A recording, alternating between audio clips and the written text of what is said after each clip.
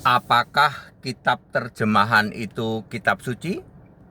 Jawabannya ya. Saya Pendeta Tanhonai dari Gereja Allah Gaifu. Bapak Ibu Saudara, kitab suci yang asli original text itu bentuknya gulungan, gulungan gitu digulung, Perjanjian Lama berbahasa Ibrani, Perjanjian baru berbahasa Yunani. Ditulis tangan, belum ada mesin ketik. Bentuknya gulungan. Jumlah gulungannya 1189 gulungan. Sama dengan jumlah pasal di dalam Alkitab. Clear sampai sini?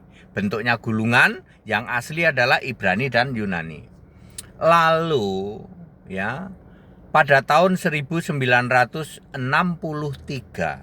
perhatikan, sebuah yayasan foundation namanya United Scripture Society atau United Bible Society.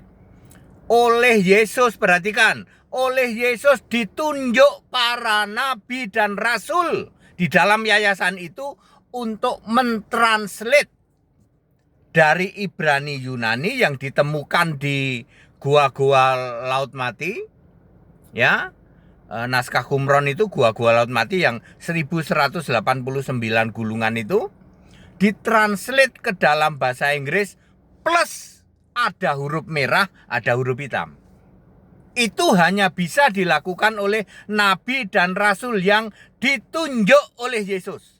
Berarti kitab KJV, Alkitab KJV termasuk kitab suci. Yes, karena ditulis oleh nabi dan atau rasul.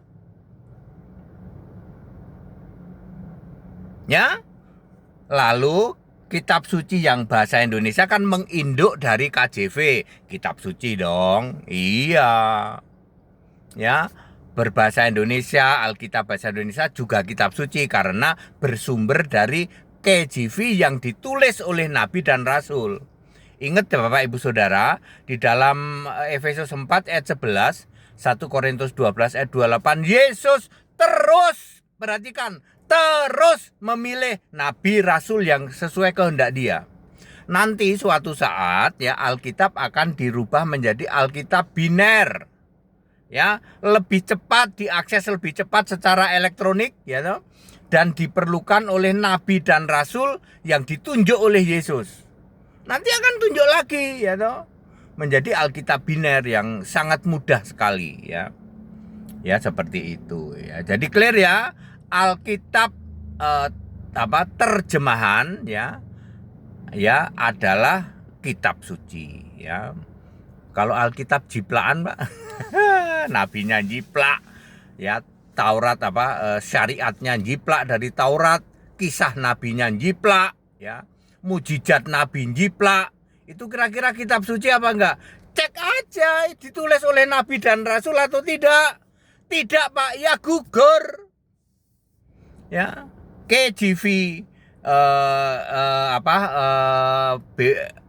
United Scripture Society itu tiga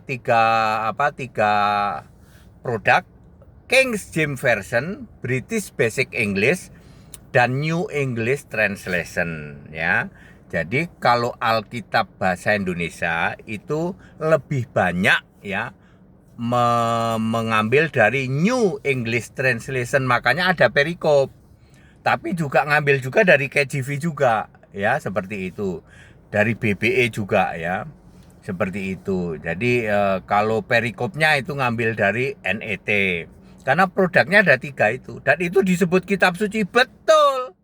Yang nulis dulu cuman nggak pakai tulisan tangan lagi, sudah pakai mesin ketik. Yang itu para nabi dan para rasul dengan penuh hikmat.